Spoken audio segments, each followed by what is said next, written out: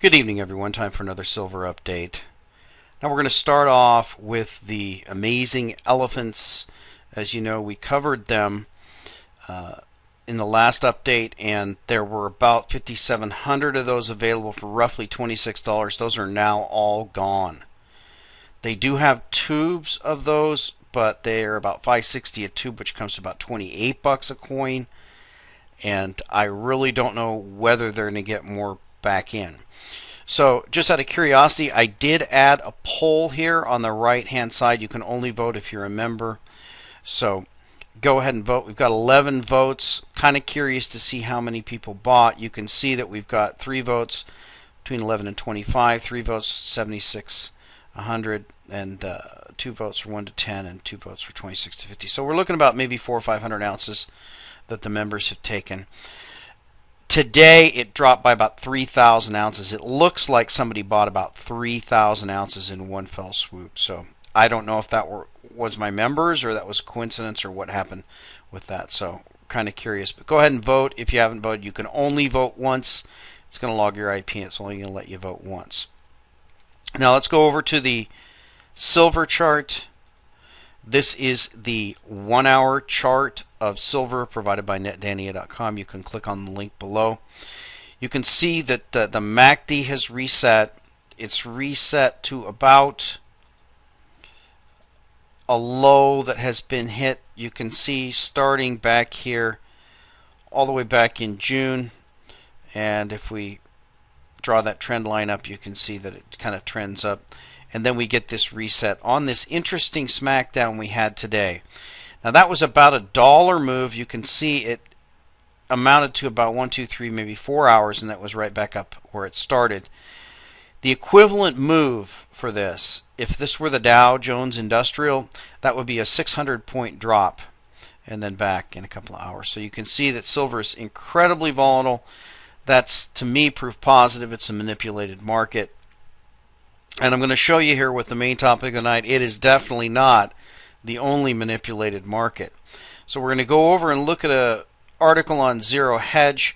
Before we do that, I want to pull up the WTI. This is the crude contract. We're going to go way deep down the rabbit hole about this oil contract, and we're going to get into that. But before that, let me get the member site off because the comments are causing the chirping. So we want to overlay the other main contract that we have. We have the two main ones, and this is the ICE futures. We're going to get into that. But the two main ones, this is the WTI, and we're going to overlay the Brent, North Sea Brent. Those are the two main oil contracts that are traded. Now you can see, and this is what's referenced on the Zero Hedge article we're going to look at here, we had a big last minute smackdown in the WTI. You can see that drop from about 106 to 105, but over here the Brent stays up here around 110. So it's complex to understand, and we're going to get into that about what these actually represent. But just note that there's a big divergence there. Now, as we move out in the timeline, you can see that the beta of these two is fairly high. They tend to trade pretty much in lockstep with each other, except at certain places. It seems like we've got a delay on here. Let's see if the daily pulls up. So we're going to have to wait on that. So while we're waiting on that, let's jump over to the Zero Hedge article, and that is WTI plunge slams Brent spread up 100%. So there's a spread, a difference between Brent and WTI. The Brent WTI spread has been generally quiet between $2 and $4 for last month after its dramatic collapse back to zero in mid-July. However, as soon as European markets closed today, it appears someone was decidedly negative on WTI crude as it accelerated lower from over 107 to under 105. All the while, Brent crude pushed higher. This squeezed the Brent WTI spread up over 100% on the day to 550, retracing more than half the plunge from the FOMC taper talk highs around $10 in early June. And so that's the story. You can see that on the chart. Now, let's get back to this. This is the daily overlay, and you can see the beta is fairly tight back here, and then it starts to break up. But the main one I wanted you to look at is this weekly. And you can see in the weekly that back in early 2007, the beta was very, very tight on these. They pretty much trade in lockstep. You can see you can barely even differentiate them. And that's the case all the way up until right here. Starting in 2011, you get a steady rise in the Brent, and you get a catch-up in the WTI. And then at this point here, you get the Brent run way ahead, and then a crash down, and then a crash of the WTI. And this is when the beta really starts to break down. Now, what's fascinating about this is when you zoom in and take a look at this date. This date, when this breakdown actually occurred, you can see this is the weekly, so you can't see it by day, but this is the week of the silver top. This is the May massacre. This is the weekend when Osama bin Laden was captured. This is the weekend when Obama's birth certificate was announced. This is the weekend when they did 8 consecutive margin increases in silver. So isn't that very interesting that this point, when the WTI and the Brent contracts start to diverge, that's when we had a massive silver smackdown. Now you can see here they're just starting to diverge a little bit, nothing like we had here, but so that's very interesting. Now I wanted to dig further into this because the first thought that I had is, why do we only have these 2 oil contracts?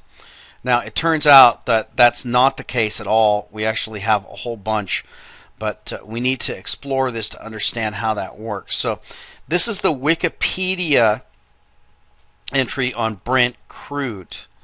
Now, Brent crude is a major trading classification of sweet light crude oil comprising Brent blend, Forties blend, Oseberg, and Ekofisk crudes known as BFOE quotation.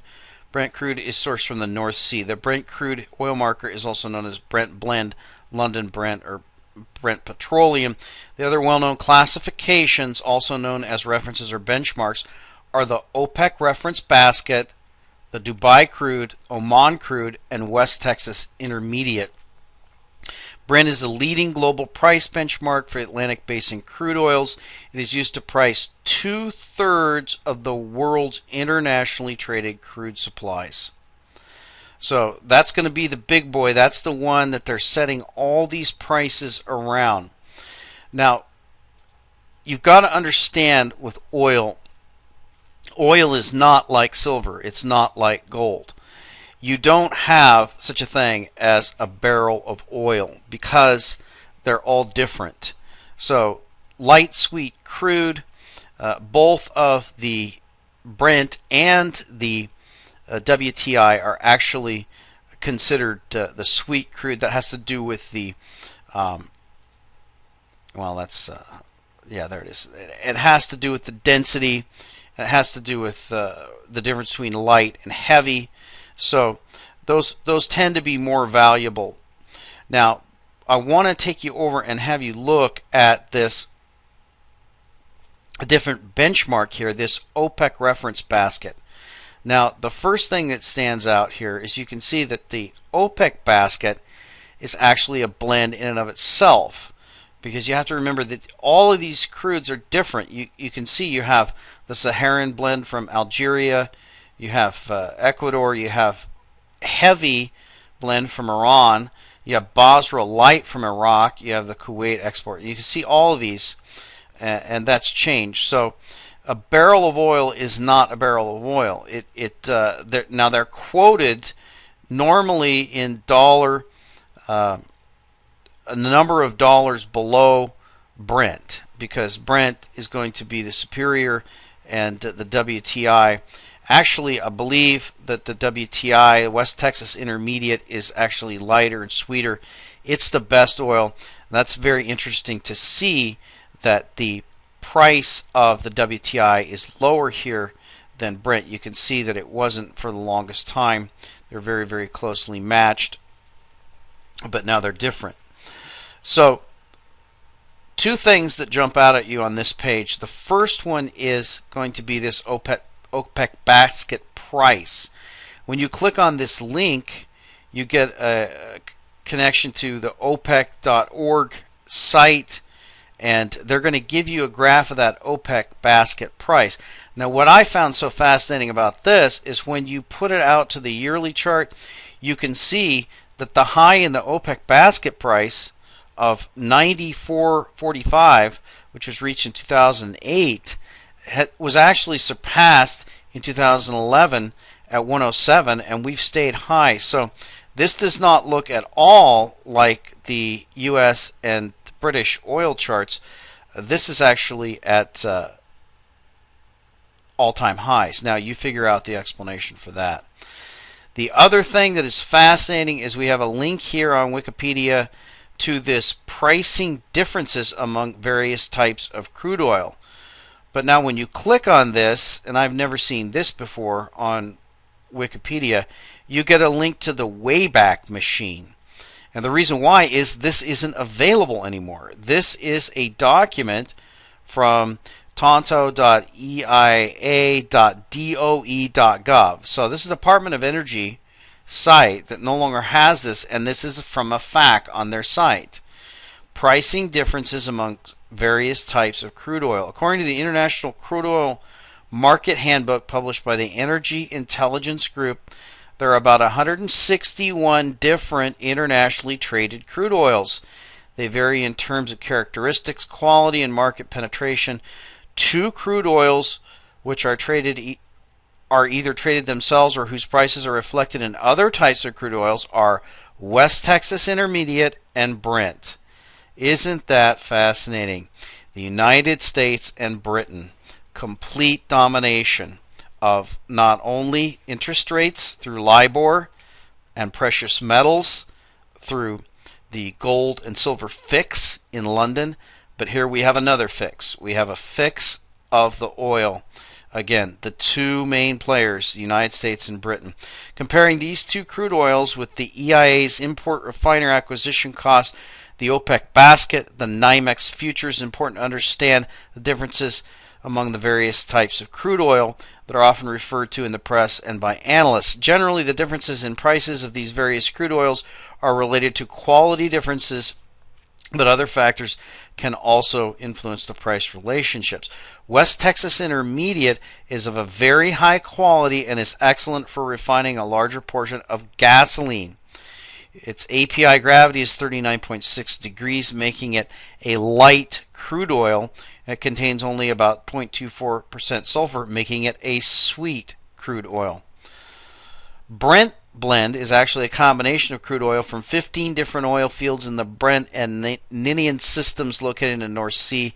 Its API gravity is 38.3 degrees, making it a light crude oil, but not quite as light as WTI, while it contains about 0.37% sulfur, making it a sweet crude oil, but again, slightly less sweet than WTI. So you can see WTI is the superior oil in both categories.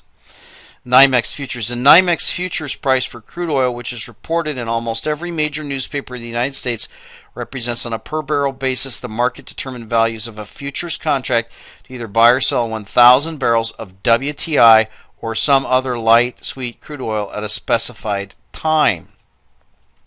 OPEC basket price. For a discussion of crude oil pricing in general and of the OPEC basket price in particular, see EIA's OPEC revenues fact sheet. OPEC collects pricing data on a basket of 7 crude oils, including, and this is old data because this is an aged page, but I showed you the newest OPEC information. So now that is absolutely fascinating. The place that these are traded now is going to be ICE. This is the Intercontinental Exchange. Is an American commodities exchange that operates regulated exchanges and clearinghouses for energy, agriculture, credit, currency, emissions, and equity index products. It's headquartered in Atlanta with offices in New York, London, Chicago, Houston, Winnipeg, Calgary, Washington, D.C., and Singapore. It goes into the history here. In May 2000, ICE was founded by Sprecher and backed by Goldman Sachs, Morgan Stanley, BP, Total, Shell, Deutsche Bank, Societe Generale, the usual suspects. There's the same people who were involved in rigging interest rates. They're the same people involved in rigging the price of precious metals. And now we can see that the same people involved in rigging the price of oil. Now this goes into ICE, the battles over ICE. There's a lot of stuff going on with ICE, and ICE is now involved with derivatives. So I'm going to link all these. You can read all these. There's just too much to read. But I wanted to take you to this Midas letter. This is a very important letter. Now, this one also is only available on the Wayback Machine. So I'll put that link for you. This is by Philip Davis. The Global Oil Scam, 50 times bigger than Madoff. $2.5 trillion. That's the size of the global oil scam. It's a number so large, to put in perspective, we will now begin measuring the damage done to the global economy in Madoff units. $50 billion ripoffs. That's right. $2.5 trillion is 50 times the amount of money that Bernie Madoff scammed from investors in his lifetime, yet it is also less than the monthly excess price the global population is being manipulated into paying for a barrel of oil. Where is the outrage? Where are the investigations? Goldman Sachs, Morgan Stanley, BP, Total, Shell, Deutsche Bank, Societe Generale founded the Intercontinental Exchange in 2000. ICE is an online commodities and futures marketplace. It is outside the U.S. and operates free from constraints of U.S. laws. The exchange was set up to facilitate dark pool trading in the commodities markets. Billions of dollars are being placed on oil futures contracts at the ICE, and the beauty of this scam is they never take delivery per se. They just ratchet up the price with leveraged speculation using your TARP money. This year alone, they ratcheted up the global cost of oil from $40 to $80 per barrel. A congressional investigation into energy trading in 2003 discovered that ICE was being used to facilitate round-trip trades. Round-trip trades occur when one firm sells energy to another and then the second firm simultaneously sells the same amount of energy back to the first company at exactly the same price. No commodity ever exchanges hands, but when done on exchange, these transactions send a price signal to the market and they artificially boost revenue for the company. This is nothing more than massive fraud, pure and simple. Quote, traders of the ICE core membership wouldn't really have to put much money at risk by their standards in order to move or support the global market price via BFOE market. Indeed, the evolution of the Brent market has been a response to declining production. In fact, traders could not resist manipulating the market by buying up contracts and squeezing those who had sold oil they did not have.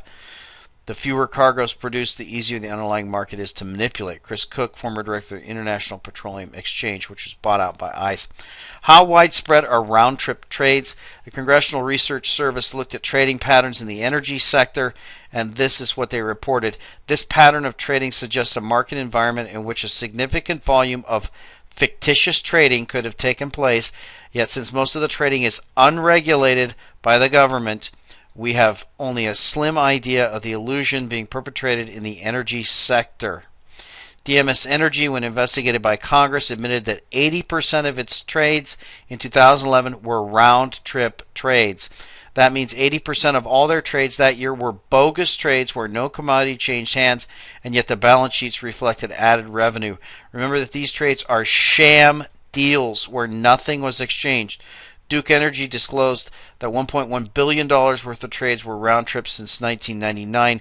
Roughly two-thirds of these were done on the Intercontinental Exchange.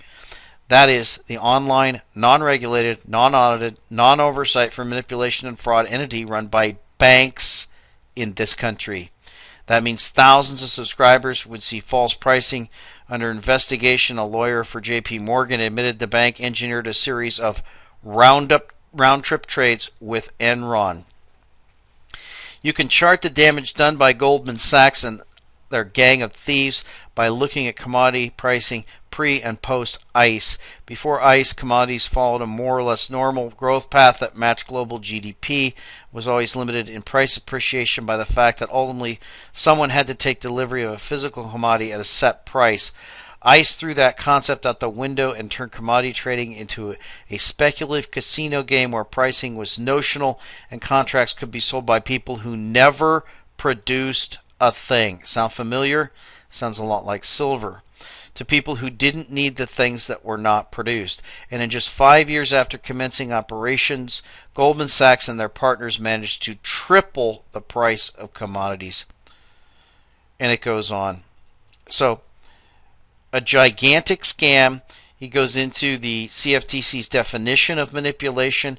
Their definition is a planned operation that causes or maintains an artificial price, unusually large purchases or sales in a short period of time in order to distort prices, putting out false information in order to distort prices. Sounds like the CFTC's definition is met by all of their manipulations out of London and New York, including interest rates, stocks, bonds, precious metals, and now we can see oil.